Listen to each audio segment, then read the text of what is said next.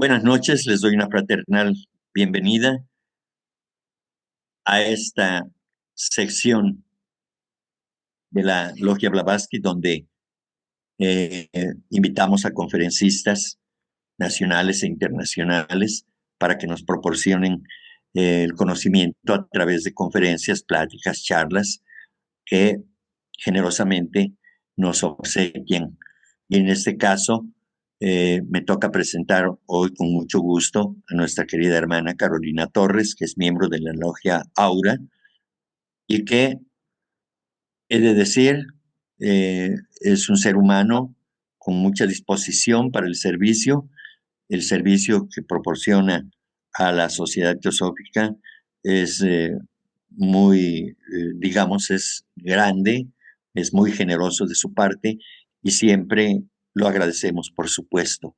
Aquí nada más y nada menos, todos nosotros conocemos el trabajo que realiza apoyándonos en cada una de las sesiones y demás. Así que hoy le toca a ella no presentar, sino ser presentada y te doy la bienvenida, querida Caro, y estamos listos y prestos para escuchar tu exposición. Muchas gracias. Gracias, Enrique, y buenas noches a todos. Y bueno, muchas gracias a ti por la oportunidad que me estás brindando. Muchísimas gracias también a todos por su presencia. Hoy vamos a hablar un ratico sobre los procesos post-mortem. En la mayoría de Occidente, las personas estamos desinformadas sobre el proceso de la muerte. Ese desconocimiento, los apegos que la personalidad impone y otros factores provoca el miedo, porque es algo desconocido aparentemente. En algunas culturas, como las orientales, asumen otra actitud ante la muerte del cuerpo físico, proceso natural por el que todos vamos a pasar y hemos pasado muchas veces. Algunos ven la muerte como una aventura inevitable, para la cual hay que prepararse como se prepararía cualquier viaje de vacaciones a otro país, procurando la mayor información y evidencia acerca de la continuidad de conciencia. HPV en una de sus cartas dice que realmente es necesario ser un ocultista antes de poder entender y asimilar correctamente los estados post-muerte del hombre. Porque todo esto puede lograrse a través de la verdadera experiencia de alguien que tenga la facultad de situar su conciencia en los planos del Kamaloka y del Devachan. Los procesos de manifestación de la vida incluyen el nacimiento, el crecimiento, la decadencia y la muerte de la forma, lo que aplica para todo en el microcosmo y en el macrocosmo, para luego tener un nuevo resurgir o renacimiento. La muerte no existe, sino que ocurren cambios de forma y de estado. Cuando decimos que algo muere, es que se desintegró el conglomerado que llamamos organismo, mientras que las infinitesimales partes que lo componían siguen viviendo y pasan al depósito de la naturaleza para ser utilizado en nuevas formas. La muerte es inseparable de la vida.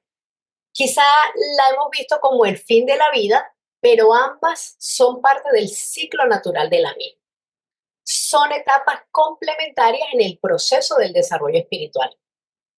La muerte es el desecho de unas formas que ya han cumplido con su propósito temporal.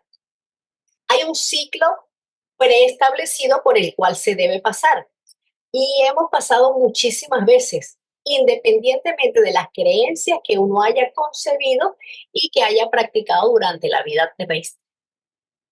Esta información que vamos a compartir es una recopilación y un resumen de algunas cartas de los maestros y de escritos de HPV.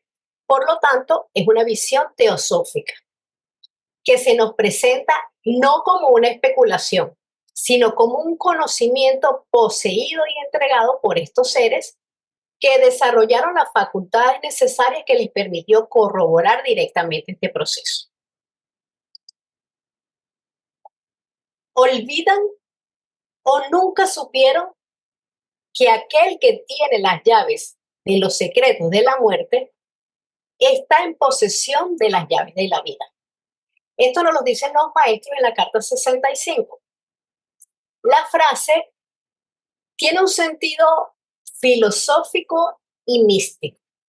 La primera parte, olvidan o nunca supieron, podría implicar que hay un conocimiento esencial que ha sido ignorado o nunca descubierto, lo cual podría llevar a una existencia superficial o incompleta. Con referencia a las llaves, puede entenderse como un símbolo de acceso a un conocimiento profundo. La muerte, en mayúscula, denota un concepto trascendental. No es solo un fin biológico, sino un umbral hacia una verdad más amplia, que ilumina el significado de la vida.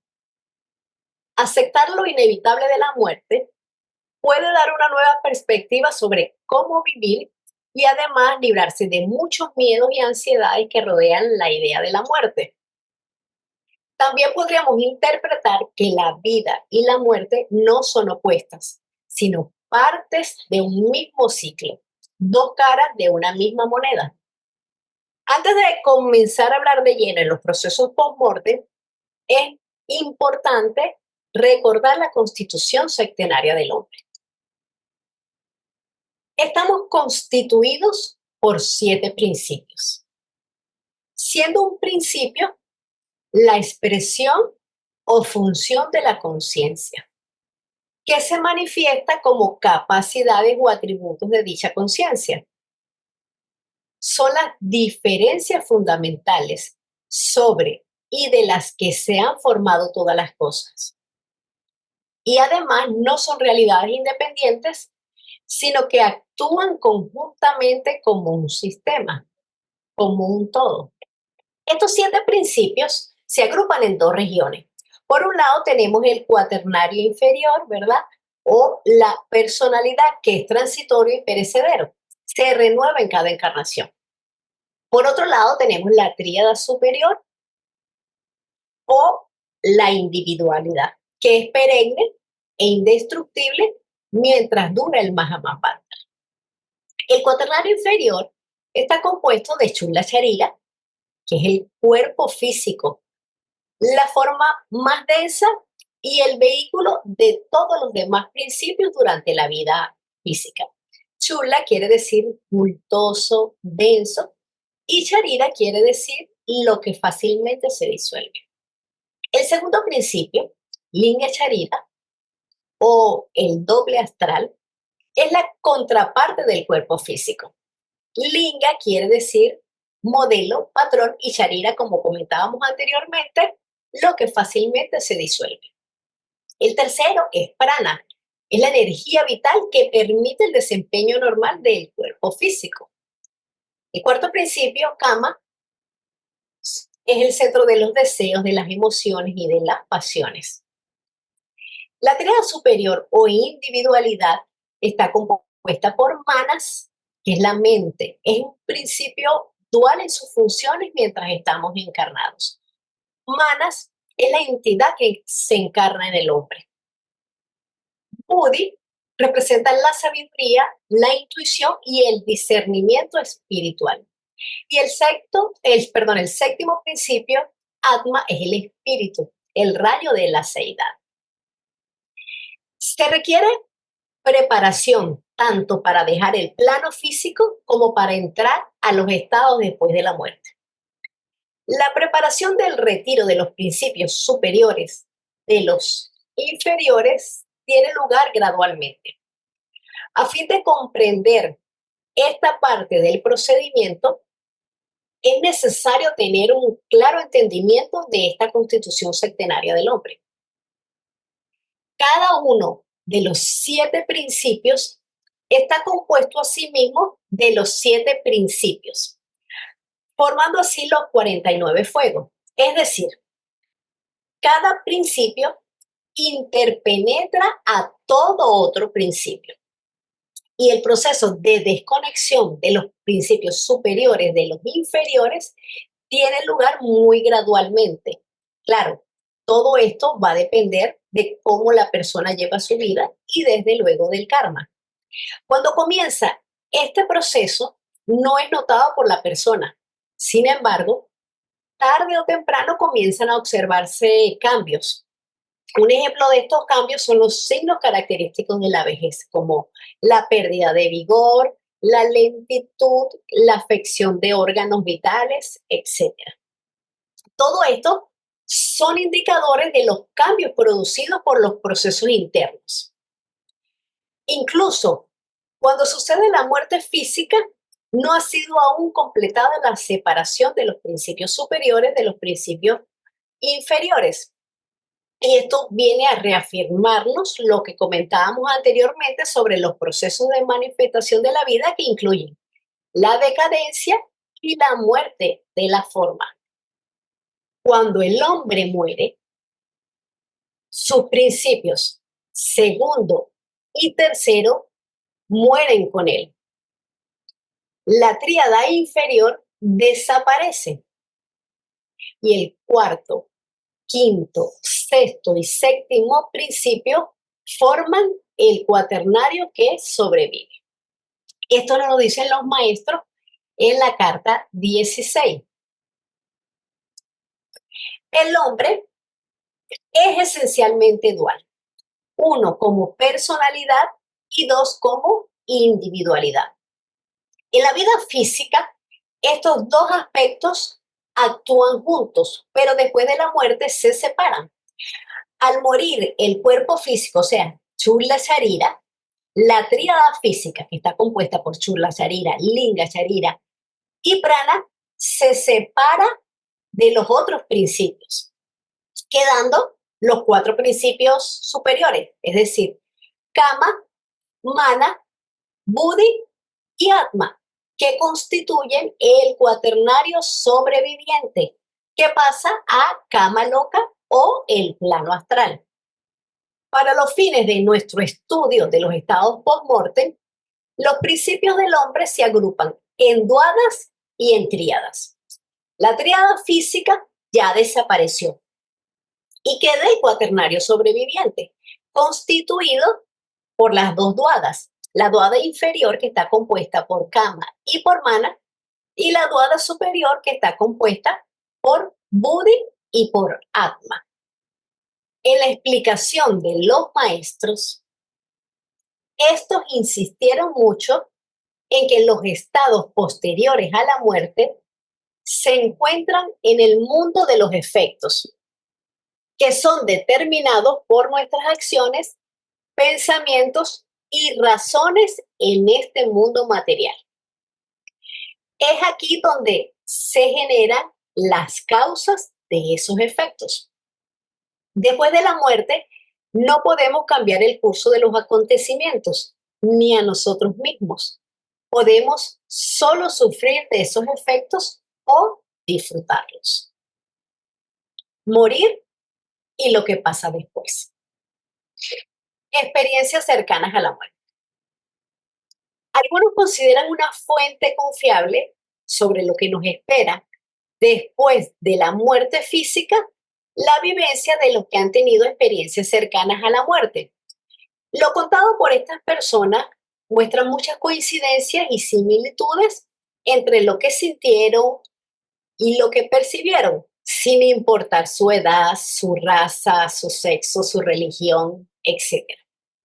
La mayoría asegura haber tenido una serie de experiencias extracorpóreas ligadas al siguiente plano, es decir, al plano astral. Los que sufrían de dolores hablaban de un alivio inmediato de ese dolor. Experimentaron paz y tranquilidad. No era un estado de sueño ni alucinación, porque cuando se recuperaban, podían explicar con detalle lo que había pasado y lo que la gente había dicho. Al regresar de esa experiencia, generalmente cambiaban su perspectiva sobre la vida. El afecto, el amor y la compasión eran ahora sentimientos predominantes. Debemos entender que en todos estos casos la gente no estaba realmente muerta, aunque ellos sintieran que sí. Continuaban con su vida física, porque el cordón de plata que une al doble astral con el cuerpo físico nunca se rompió. Si no, no hubiese regreso o retorno. Ahora sí, vamos a comenzar con la descripción del proceso. La muerte ocurre en un momento determinado, cuando se corta el cordón de plata que hay entre el cuerpo físico y el doble astral. Este nexo entre el hombre terrenal y el hombre espiritual es de materia etérea. Después que el cordón se ha cortado, no hay posibilidad de retorno. El rompimiento de este cordón significa la destrucción del último lazo magnético entre el cuerpo físico y los demás principios del hombre. Este ha desencarnado.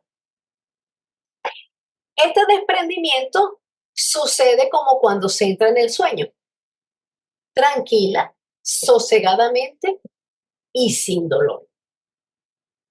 Cada noche tenemos una pequeña muerte para renacer al siguiente día. Por eso se nos dice que el sueño y la muerte son hermanos. Cuando dormimos, se produce un retiro de los principios superiores, pero no se efectúa una separación, ya que el retiro es incompleto, porque esta unión se ha mantenido constante debido a que el cordón de plata no se ha roto. No nos acordamos de nada porque no hemos aprendido a funcionar en nuestros principios superiores, ni tampoco hemos aprendido a cómo transmitir el conocimiento de esas actividades a la personalidad. Se nos dice también que el doble astral se desintegra a la vez del cuerpo físico, ya que no está contenido por la fuerza de vida de prana, que al morir el cuerpo físico abandona la unión. Por eso, entre otras cosas, se recomienda la cremación, aparte de las condiciones sanitarias, ya que ella consiste en la pronta devolución a la naturaleza por medio del fuego de los elementos materiales que componen el cadáver físico, en lugar de una descomposición lenta y gradual.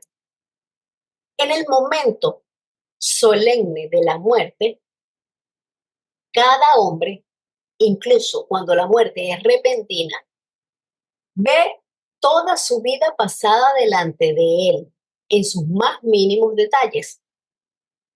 Durante un corto instante, lo personal se convierte en uno con el ego individual y omnisciente. Pero este instante es suficiente para mostrarle toda la cadena de causas que han estado actuando durante su vida. Ve y ahora se comprende a sí mismo tal como es, sin los adornos de los halagos o del autoengaño. Lee su vida permaneciendo como un espectador que contempla el campo de batalla que está abandonando. Siente y conoce la justicia de todo el sufrimiento que le ha acaecido. Esto nos lo dice la clave de la teosofía en el capítulo 9. En el último momento, toda la vida del moribundo se refleja en su memoria, como una película, cada acontecimiento que vivió. Entre la última pulsación y la última chispa de vitalidad en el cuerpo, el moribundo piensa y el ego revive de nuevo en breves instantes su vida entera, desde el momento presente hacia atrás, absorbiendo todas las experiencias.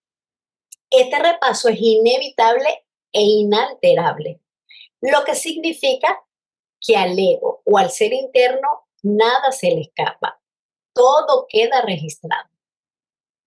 Estos pensamientos son involuntarios y no tenemos más control sobre ellos que los que tendríamos sobre la retina del ojo para impedirle la percepción del color que le afecta más.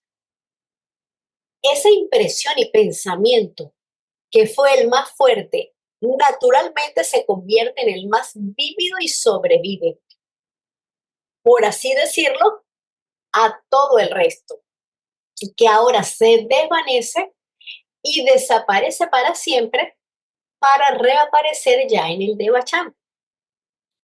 Ningún hombre se muere loco o inconsciente.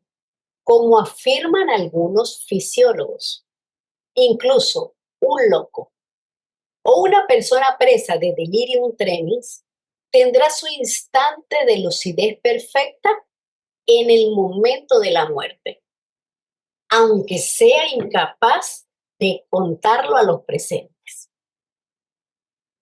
Hablad en voz baja, os digo, para no perturbar la silenciosa onda del pensamiento y para no interponeros en el febril trabajo del pasado mientras imprime su reflejo en el velo del futuro.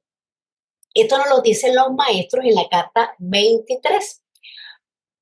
Por eso no podemos escoger en ese momento cuáles pensamientos tendremos.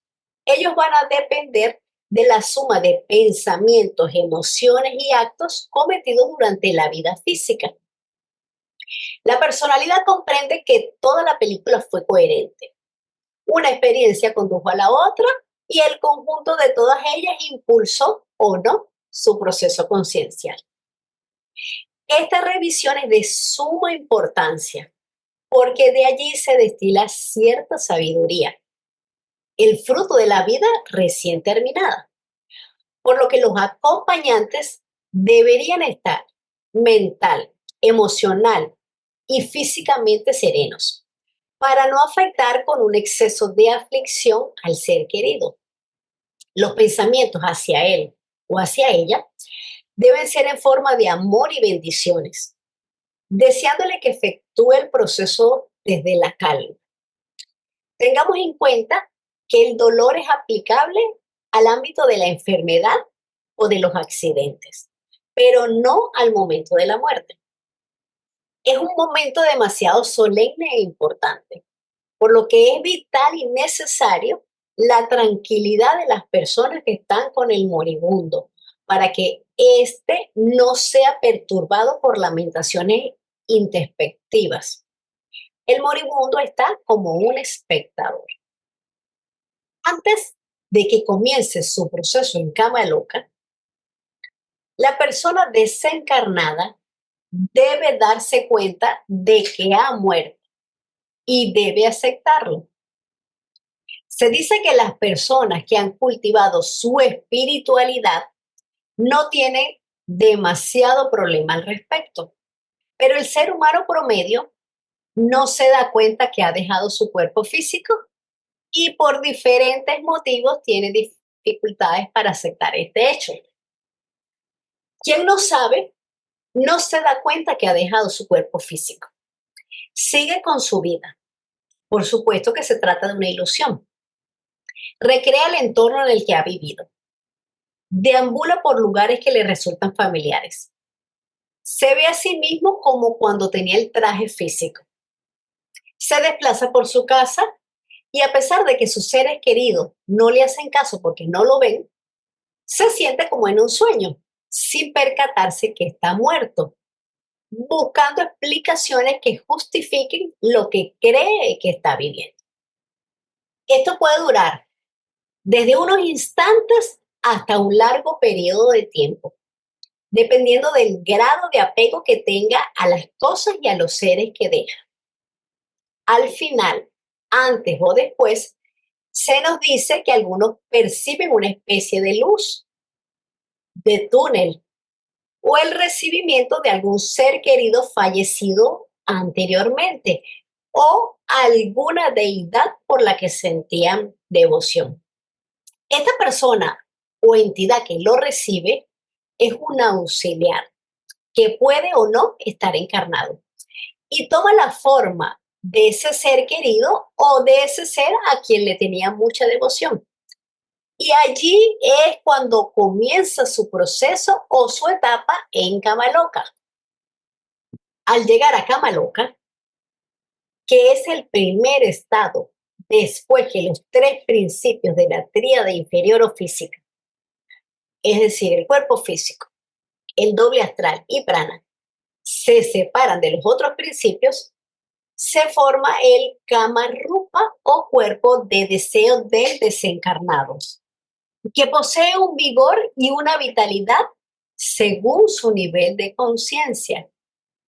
Kamarupa es el vehículo donde moran las diferentes energías mentales, psíquicas de deseos y de emociones.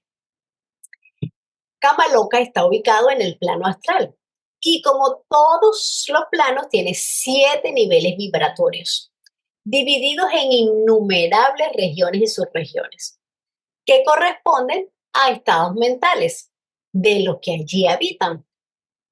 Lo que nos da a entender que es un plano habitado por entidades de diferentes frecuencias vibratorias, de muchos tipos y formas de cosas vivientes, tan diferentes unos de la otra como lo es una hoja de un tigre y un tigre del hombre en el plano físico. Kamaloka es un estado de transición. Se considera un plano donde las almas pueden tener experiencias similares a las que tenían en la vida física, pero sin el cuerpo físico. Se asocia generalmente a la purificación y al desapego de las emociones y pensamientos terrenales. El tiempo que un alma pasa allí va a depender del karma, de su nivel de desarrollo espiritual, de las acciones realizadas durante su vida pasada. El tiempo en Kamaloka puede durar horas, días, semanas, meses, años, según la entidad y según su estado mental. Al respecto, el maestro Kachi en su carta 25 nos dice: la recompensa que la naturaleza les proporciona a los hombres que son benevolentes de una manera amplia y sistemática y que no han enfocado sus afectos a un individuo o especialidad, es que en el caso de ser puros, pasan más rápidamente por ello a través del Kamaloka. El estado vibratorio del desencarnado es lo que determina el nivel del plano astral al cual ingresará, porque su vibración estará en armonía con aquel. Y allí se encontrará con habitantes o entidades de ese nivel. Dice también el maestro Kachi en la carta 9 que sus deseos, sus emociones y sus pensamientos producen una intensidad o vibración y se antropoformizan o animalizan, convirtiéndose en entidades astrales que le parecen reales. Si se tiene presente que los pensamientos son cosas que tienen tenacidad, coherencia y vida y que son entidades reales, pues lo demás resultará bien claro. Una vez desencarnado, el creador es atraído naturalmente hacia sus creaciones y criaturas, absorbido por el torbellino de su propia creación. La persona los ve como enemigos que le atacan, produciéndole una gran tensión y toda clase de miedos. Este estado es lo más parecido al purgatorio cristiano. Estas vibraciones negativas le atacan y el esfuerzo que hace por defenderse de ellas ocasiona que las vibraciones negativas se vayan agotando paulatinamente. Es una especie de primer filtro para el alma, una purificación de todo lo que no es compatible con el verdadero ser. Algunos permanecen larguísimo tiempo anhelando la vida terrestre que abandonaron y todos los goces animales que no pueden disfrutar de una manera directa por la ausencia del cuerpo físico. Otros dormitan rodeados de sueños dichosos o duermen con un sueño profundo hasta que viene la siguiente etapa. Segunda muerte. La siguiente etapa importante en el trayecto post-mortem es lo que los maestros denominan la lucha a muerte. Teniendo en cuenta la distinción entre la personalidad y la individualidad y sus naturalezas respectivas, podemos sacar una idea de lo que significa la lucha a muerte, que se da entre la dualidad superior y la dualidad inferior. Esotéricamente, La segunda muerte es la muerte del alma animal. Esto es su separación del ego superior. La lucha a muerte es entre la dualidad superior compuesta por Atma y por Buddhi y la dualidad inferior compuesta por Manas y Kama. Es la organización de estos dos aspectos de la naturaleza interna del hombre. Esa misma lucha se hizo toda la vida mientras estaba encarnado. La diferencia es que cuando estaba encarnado había la posibilidad de fluctuar, pero ya en esta etapa final de su estancia en Kama Loka no hay ninguna posibilidad de hacer cambios, porque está en el mundo de los efectos y no en el de las causas. Por eso debemos aprovechar esa oportunidad cuando estamos encarnados. Solo habrá una duada sobreviviente. Si vence o gana la duada superior, la duada espiritual, que es lo que pasa la mayoría de las veces, esta se lleva lo mejor de Kama y de Manas inferior, sus aspectos más nobles y pasa el periodo de gestación. Y la duada inferior, la mitad del quinto principio Manas y el cuarto principio Kama, o sea, todos los pensamientos y deseos de baja vibración originan el cascarón, o sea, el cascarón lo forma lo peor de Manas inferior y de Kama.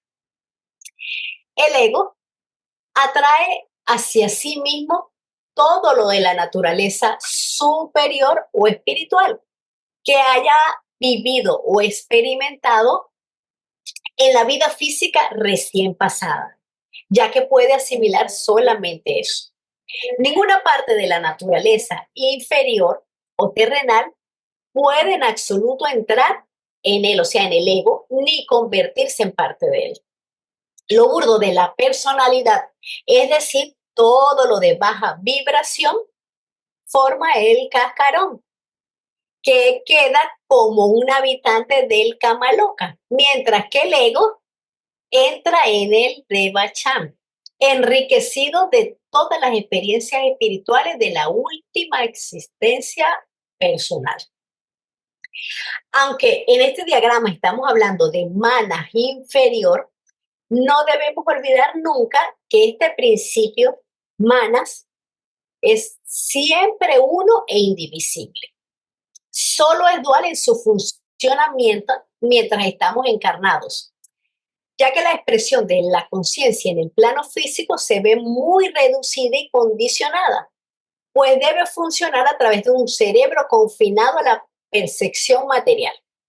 Y además actúa en la mayoría de las personas en conjunción con las necesidades del cuaternario inferior.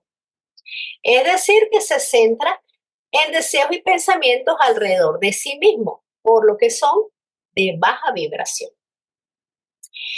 El proceso de la segunda muerte es significativo porque se reorganiza la experiencia y el carácter del desencarnado para que todo, cuando tenga una naturaleza válida y espiritual, pueda ser asimilado por el ego durante el estado de gestación. Cascarón. Es la cáscara.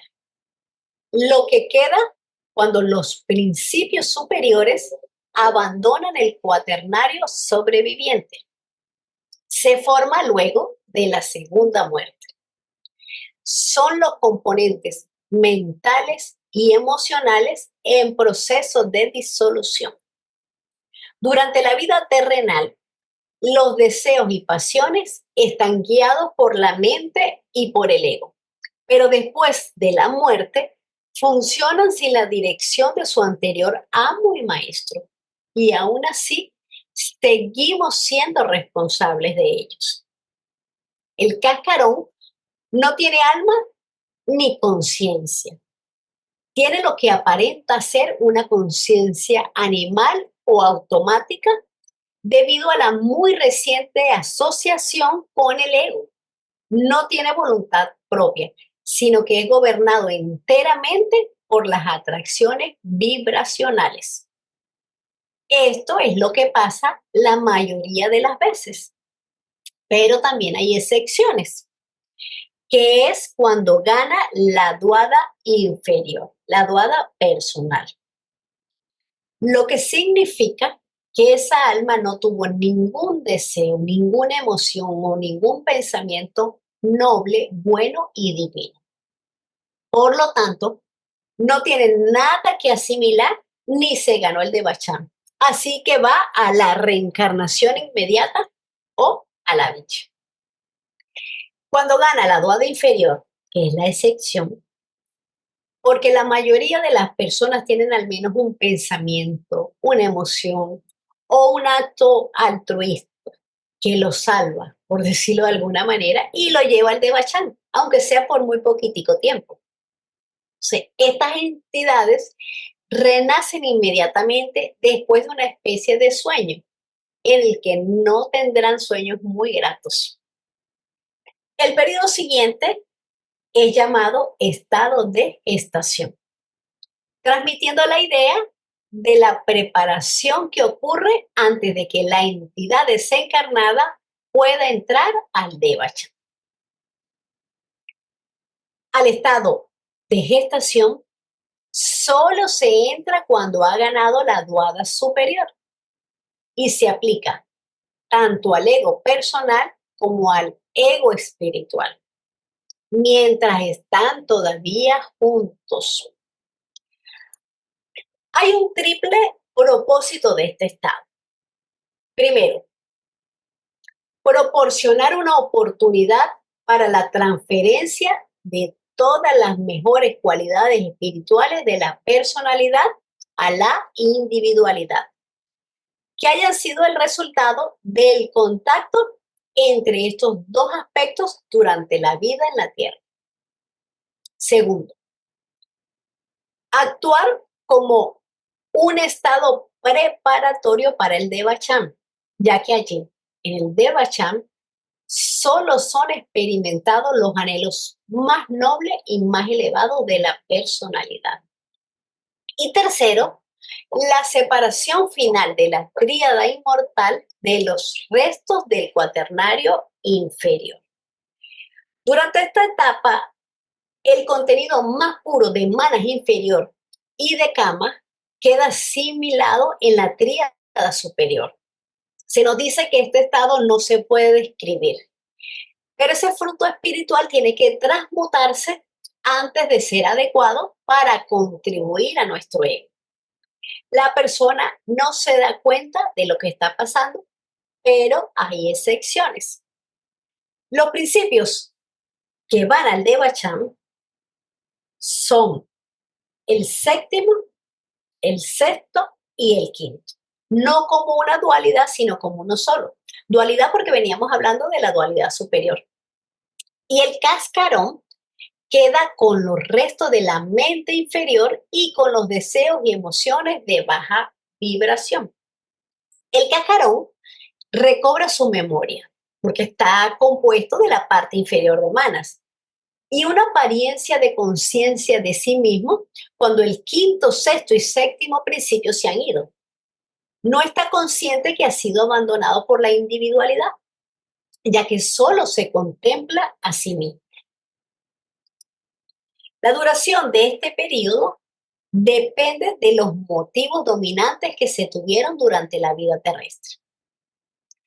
Hacia el final del estado de gestación, retorna gradualmente la conciencia, porque se necesita manas para hacerlo un estado de percepción. Ahora, el desencarnado está consciente de quién es y de dónde se encuentra. Y ocurre una vez más la visión que tuvo lugar al momento de la muerte física. Luego viene el Devachan, que es realmente el estado post-mortem.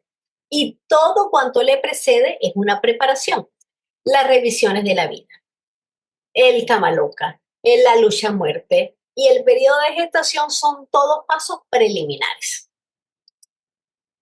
Devachan es un estado, por así decirlo, de egoísmo intenso, durante el cual un ego cosecha la recompensa de su altruismo en la tierra. Se dedica totalmente a disfrutar de todos sus afectos, preferencias y pensamientos terrenales personales y recoge el fruto de sus acciones meritorias. Ningún dolor, ninguna pena, ni siquiera la sombra de una tristeza vienen a oscurecer el brillante horizonte de su felicidad inmaculada, porque es un estado de maya perpetuo. Esto nos lo dicen los maestros en la carta 16. Devachan literalmente significa morada de los dioses. Corresponde a la idea del cielo cristiano, en donde el ego vive en un mundo que se ha creado con sus propios pensamientos. Es un estado de felicidad y belleza donde experimenta a plenitud todos sus deseos y todas sus aspiraciones espirituales. Aquí el ego experimenta una especie de descanso entre una encarnación y otra. El Devachan es para armonizar, es también recompensa por lo merecido y por lo inmerecido. Podemos adquirir más conocimiento, es decir, podemos desarrollar más cualquier facultad que nos haya gustado y que hayamos buscado durante la vida física, siempre que se refiera a cosas abstractas e ideales, así como la música, la pintura, la poesía, ya que en el Devachan es simplemente una continuación idealizada y subjetiva de la vida terrena. Esto nos lo dice la clave de la teosofía en el capítulo 9. En el Devachan, el ego le da experiencias su verdadero valor. Lleva a la práctica como realidades objetivas todas las ideas que... Lo que quiere decir que cualquier aspiración noble es un germen que el ego convertirá en una espléndida realidad. Y en su próxima encarnación la materializará apenas tenga la oportunidad y la circunstancia para desarrollarla, porque ya las trae como una imagen, como un germen o una idea. Allí hay una asimilación. Cada grado devachánico está condicionado por el grado terrestre que le precedió. Nada puede sucederle allí cuya tónica no haya sido tocada durante su vida física. No hay aburrimiento porque el ego, bajo la instrucción de su sexto principio, no se aburre. En el Devachan se asimila lo aprendido y se transforma en dones, facultades y talentos para nuestra próxima encarnación. Por ser una etapa asimilativa, el ego adquiere algo de bondad. Es uno de los medios que nos proporciona la naturaleza para prevenir que ocurra una degradación total. Porque si no, el ego vendría con rencores por la etapa pasada en el Kamaloka o en el plano físico. Después que las experiencias han sido asimiladas por completo y se agotan las causas que llevaron al ego al Devachan, es decir, hasta que el karma ha sido satisfecho en este sentido, termina este periodo porque aparece Tanga, el ansia, la sed de vida material, que solo puede experimentarse a través de los sentidos en el plano físico. Es una fuerza de atracción magnética que reside en los skandhas inherentes a cada ser. Devachan es el territorio de los efectos, un estado de prolongada felicidad subjetiva. Es para el descanso y la recuperación. Mientras mayor es el grado de espiritualidad, mientras más pura y más elevada ha sido la vida terrestre precedente, mayor será la estancia en el Devachan. El alma oscila entre el Devachan y la vida en la tierra, encontrando en cada uno condiciones apropiadas para su desarrollo continuo. Mientras tengamos karma, tenemos que seguir encarnando. Cuando logremos el adaptado, nos libraremos del ciclo de encarnaciones. Al salir el ego del Devachan, atrae hacia sí por afinidad magnética, regulado por el karma y los skandhas, los materiales necesarios para la formación de los nuevos vehículos del cuaternario inferior para la encarnación inmediata. La calidad de estos vehículos dependerá de los materiales que se usen para su construcción. Al momento de reencarnar, también vemos una película de lo que nos aguarda esa vida, desde el principio al final, con todas las causas que nos llevaron a esas circunstancias. Excepciones: suicidios y accidentes. Debemos diferenciar los suicidas y los accidentados con las almas que encarnan para tener vida de corta o muy corta duración en este plano. Esos fallecimientos tempranos generalmente tienen el objetivo fundamental de producir un gran impacto en las personas que los rodean. Todos por ley natural tenemos una cantidad de años, días y horas para vivir en la Tierra. Y no deberíamos desencarnar ni un minuto antes del periodo asignado. Y si esa ley se rompe, ese acto no quedará impune. Los accidentes incluyen las muertes súbitas de todas las causas naturales, terremotos, inundaciones. También incluyen guerras, peleas, asesinatos, todo lo que implique una muerte prematura. Los accidentes no son cosas que estén predeterminadas.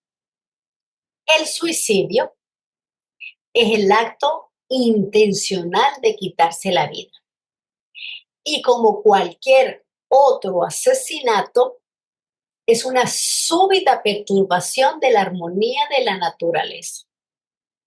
Separar violentamente la conexión de los principios de la constitución sectenaria antes del tiempo natural traerá dolor y sufrimiento, porque el reajuste es doloroso.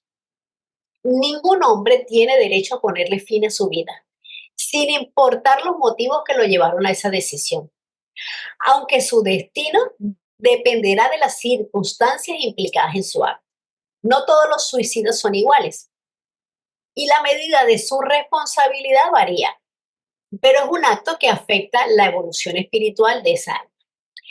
Al interrumpir el ciclo de vida antes de tiempo, esa alma no cumple con las experiencias que solo pueden darse a través de un cuerpo físico. Él ha perturbado la armonía de la naturaleza. Se considera solo, pero hay un lazo poderoso y sutil que lo liga a todo y a todos. Cuando se disturba esa conexión, solo se puede regresar al estado normal a través de un ajuste doloroso en los planos sutiles. El suicidio es una enorme locura, ya que pone al que lo comete en una posición infinitamente peor de la que estaba y de la que pretendía escapar. Los suicidas y los muertos por accidente son excepciones y tienen que quedarse en cama loca hasta el último momento de lo que hubiese sido la duración natural de su vida. Ellos realmente no están muertos, pues solamente han asesinado su tríada física. Sus cuerpos sutiles aún tienen energía y no está rota la conexión entre los principios sobrevivientes. Y estarán allí hasta el momento en que les hubiese tocado morir. Quedan como caminantes de la tierra, almas errantes. Estas muertes prematuras no son todavía cascarones, porque ellos no han comenzado su proceso post-mortem, ya que cada parte o principio requiere de su propio tiempo para disolverse. Y los principios superiores se quedan sin su instrumento natural para expresarse. El hombre entonces está muerto a medias y está limitado a esperar hasta que se alcance el término natural de la energía de esos vehículos o de esos principios superiores. Las muertes violentas, el asesinato y la ejecución de criminales son un gran peligro porque conllevan elementos de odio, de venganza y de no. Los componentes que quedan de su personalidad revolotean alrededor de los hombres, intentando vengarse o hacer otras cosas malvadas, inyectando cada día sus malos pensamientos en la luz astral y en la mente de los hombres de naturaleza sensitiva o con la misma vibración, creando una imagen tras otra de asesinato y de odio. Estas almas tienen más tendencia a proyectarse en lo psíquico o en lo astral. Son incapaces de liberarse a sí mismas de la atracción de la Tierra y tienen que vegetar y sufrir en ella. Por eso los estudiantes de teosofía estamos en contra de la ejecución y de la violencia.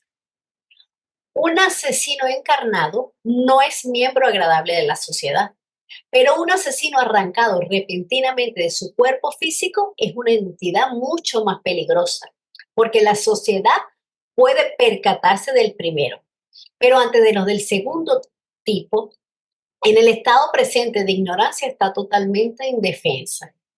En ellos, sus principios sexto y séptimo están pasivos y negativos. Algunos de ellos viven una horrible pesadilla. Otros duermen con ensueños felices donde no recuerdan nada del accidente. Otros se convierten en larvas, elementarios, vampiros y otros pasan en la inconsciencia total. En el caso de la mayoría de los ejecutados y de los suicidas, se han separado de su cuerpo usando medios mecánicos que afectan la tríada física, pero no pueden tocar al verdadero ser. Ellos primero caen en una inconsciencia. Luego la conciencia conmocionada repite el acto una y otra vez, carcomido a sus propios pensamientos. Ve la gente y el lugar que dejó, pero no puede comunicarse. Una parte de Manas está con él, puede pensar, puede percibir, pero ignora cómo puede usar las fuerzas de ese plano. Ellos son los pisachas, los incubos, los sucubos, los demonios sedientos de gula, de lujuria, avaricia, elementarios de astucia, de maldad y de crueldad intensificada. Los accidentados, asesinados y suicidas tienen tres posibilidades. La primera, los buenos y los puros duermen. La segunda, los muy malos e impuros sufren la tortura de una horrible pesadilla. La tercera posibilidad, la mayoría que no son ni muy buenos ni muy malos tienen tres opciones. La primera, algunos duermen. La segunda, otros se convierten en pisachas de la naturaleza, lo que comentamos anteriormente, elementarios, larvas, vampiros, etc. La tercera, que es una minoría, cae víctimas de medio. Por supuesto que el ego no escoge cuál opción va a tener. Va a caer inmediatamente por su karma, por las vibraciones que tenga, por cómo haya vivido su vida física. Este proceso, el proceso post-mortem, es individual para cada ego y es regido por el karma. Ninguna de estas fases dura para siempre. La muerte es más que el deterioro y desintegración del cuerpo físico. Incluye una reafirmación de la vida. Debemos tener claro que somos peregrinos, que lo que tenemos en el plano físico es prestado y esto nos llevará a encarar el fin del cuerpo físico con serenidad y equilibrio. La vida física es una oportunidad para cada ser humano. La muerte es un instante sagrado que todos afrontaremos algún día. Cada persona en el momento adecuado deberá definir su posición, tanto si cree como si no. Un ser humano que se ha preparado y ha estudiado, aunque sea un poco, tiene claro que es un viajero, que está de paso. Lo que tiene en este plano es temporal y lo que hace es administrarlo.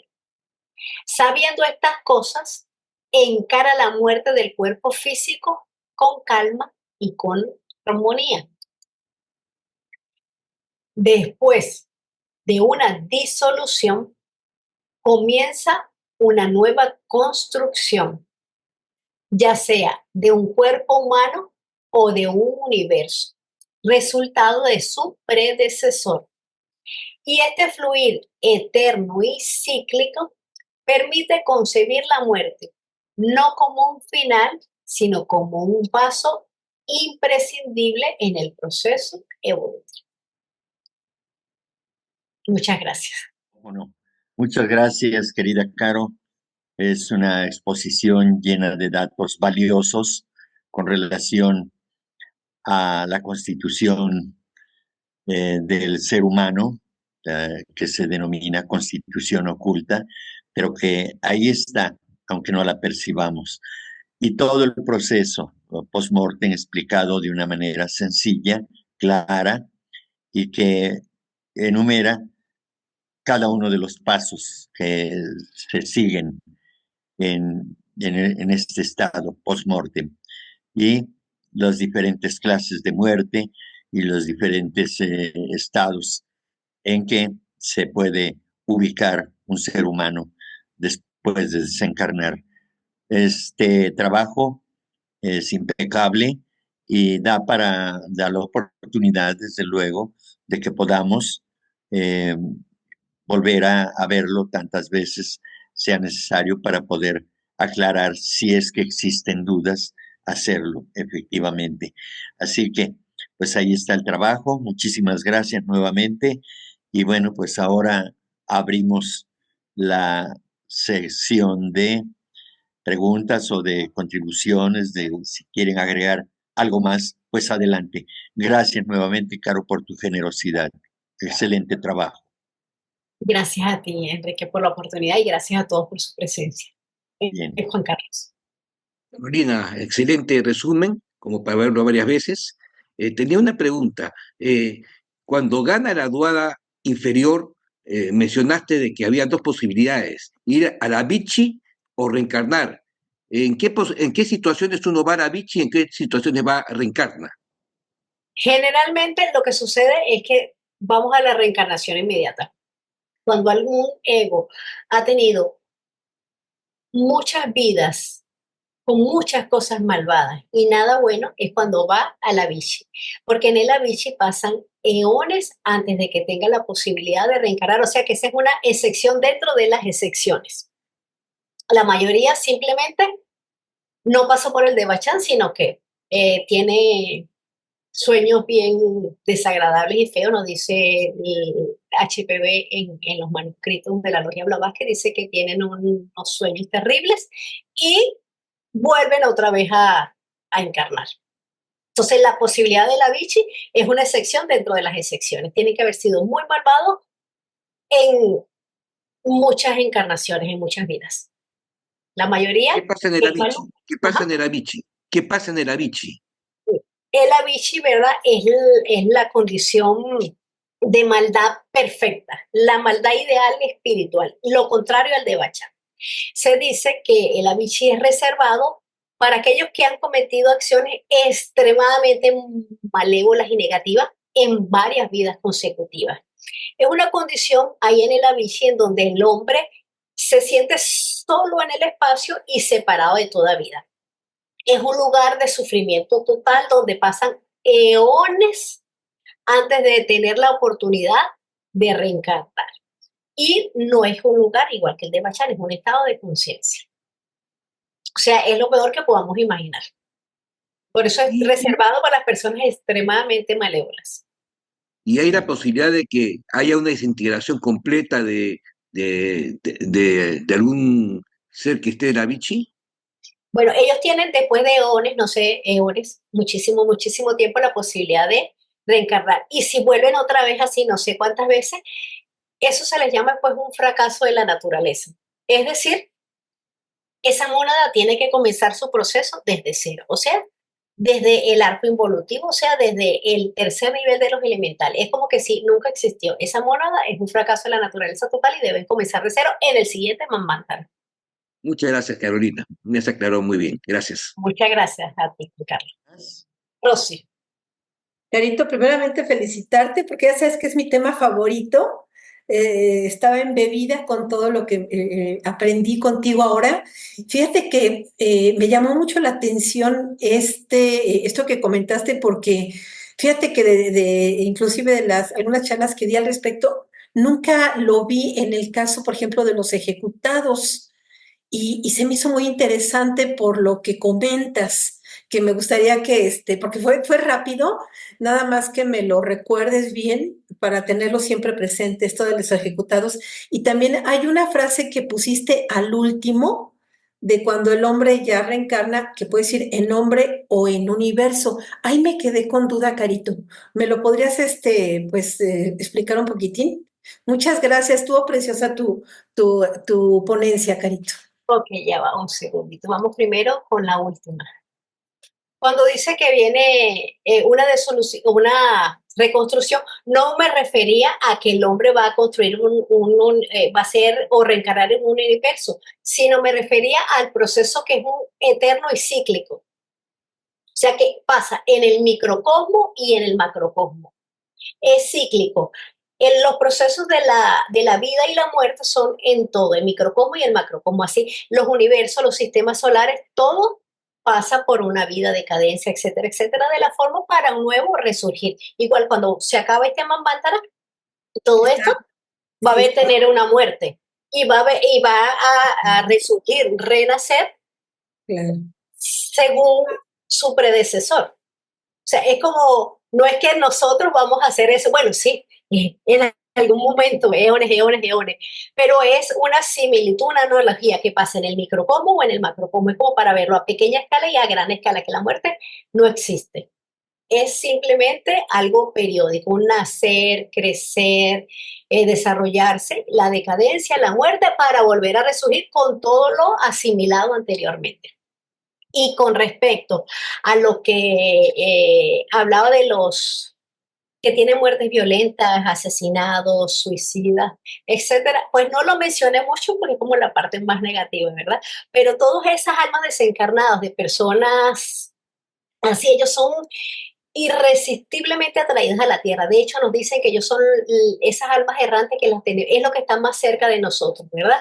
Y esas personas tienen esa atracción tan fuerte, van en diferentes grados de perversidad o de maldad, podríamos decirlo de alguna manera, y ellos inyectan toda esa rabia, todas esas cosas malucas que sienten en las personas con esa misma vibración, o en las personas sensitivas o en la misma luz astral. Entonces son esos pensamientos que andan por ahí, que a veces vienen cosas que no son tuyas, pero te pasó un pensamiento, si estás bajito de vibración, enseguida lo agarraste y lo asumes como tuyo, no siendo tuyo. Es lo que pasa con las personas alcohólicas, drogadictas, etcétera, que a veces son esas entidades que quieren nutrirse de ellos, vivir sus vicios, pero ya no tienen un cuerpo físico.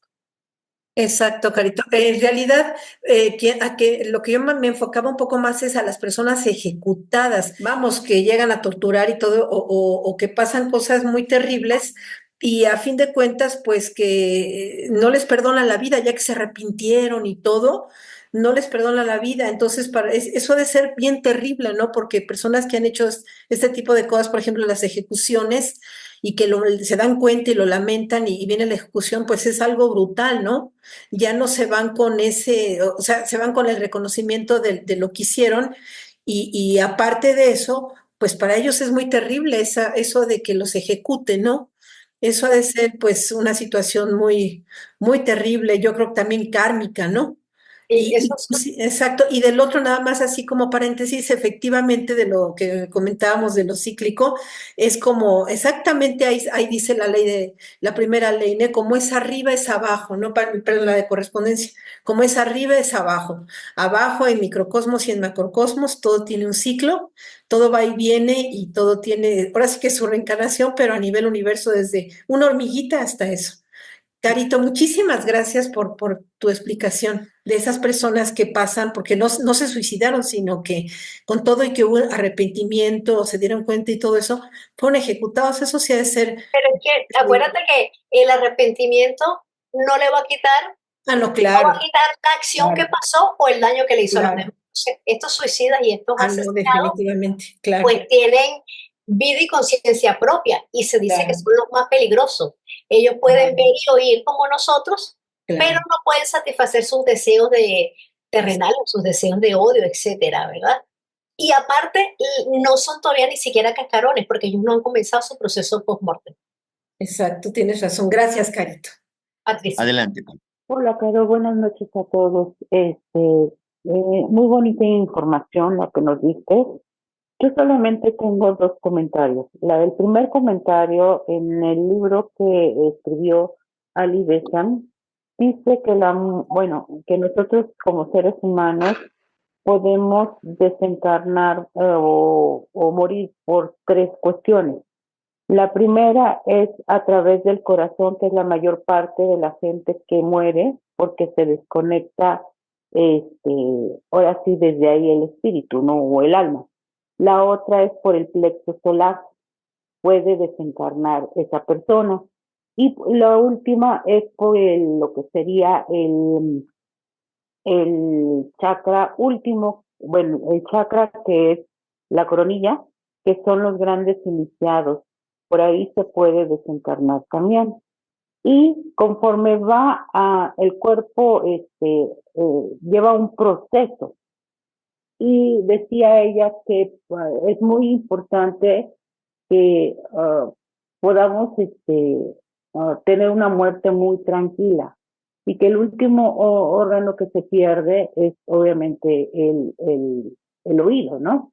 Y por otra parte, estaba reflexionando que en el libro de los chakras, que es del Leadbeater, ahí decía que normalmente todos los que son alcohólicos, drogadictos, o todas aquellas personas que hacen alusión al tabaco, es porque se rompe la membrana y es donde pueden penetrar estos cascarones. Gracias.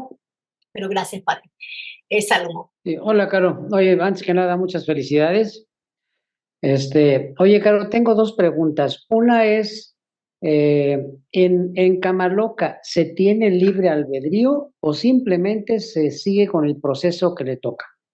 El Camaloca, todo el proceso post-morte es el mundo de los efectos. O sea que ahí ya no tenemos libre albedrío. El libre albedrío lo tenemos aquí cuando tenemos el cuerpo físico. Ya después que llegamos allá, es el mundo de los efectos y todo funciona según karma y según vibración. O sea que nosotros vamos a llegar al nivel que nos corresponda por afinidad.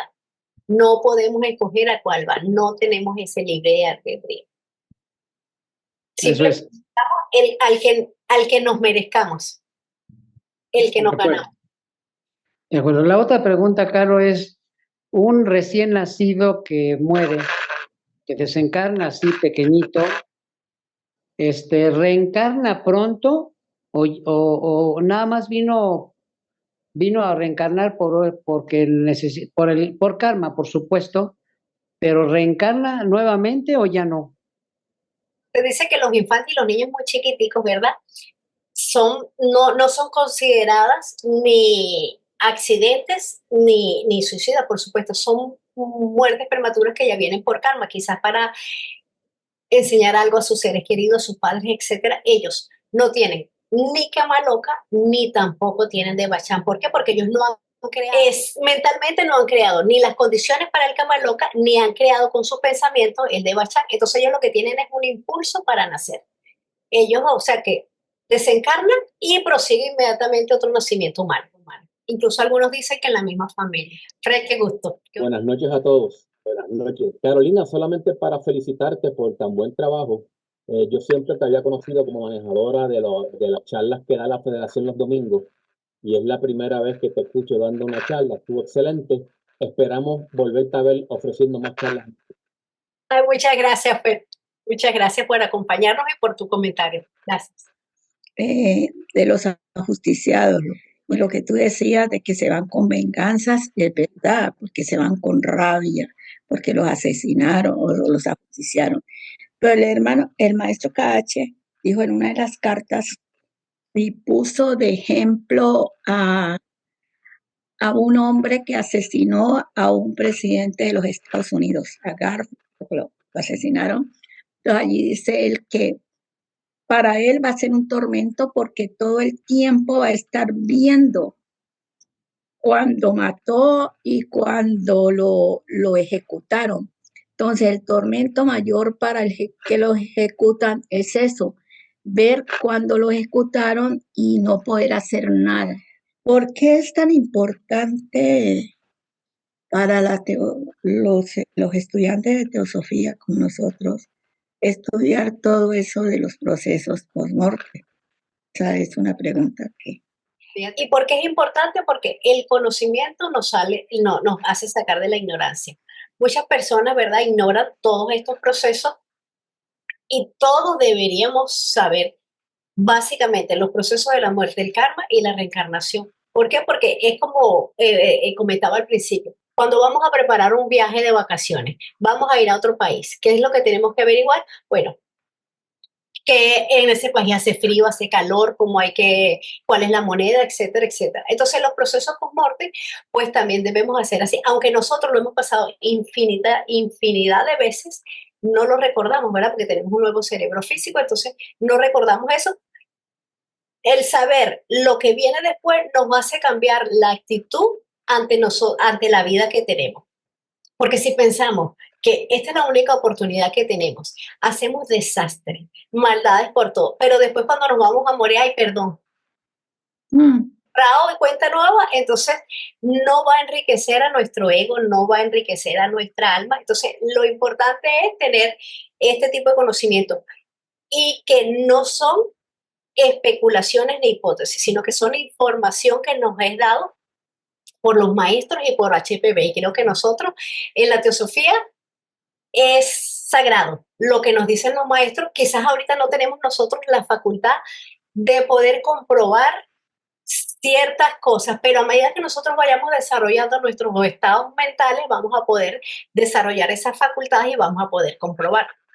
Cuando todos desencarnemos aquí, que lo vamos a hacer unos antes, otros después, sin importar si llegamos antes o después, etcétera, si nosotros no sabemos nada, vamos a quedar deambulando por ahí años, quién sabe cuánto tiempo, pensando que estamos vivos, hasta que nosotros no reaccionemos y asumamos que hemos desencarnado, que ese cuerpo físico ya lo dejamos, no vamos a comenzar nuestro proceso post-morte, sino que vamos a estar vegetando por ahí, aspirando y añorando una vida que ya no tenemos. Y por eso tampoco lo comenté, es importantísimo para nosotros los estudiantes de teosofía cremar el cuerpo, porque hay muchas personas que no tienen este tipo de estudios, no tienen ningún tipo de conocimiento espiritual o filosófico, y cuando desencarna buscan meterse nuevamente en el cuerpo físico.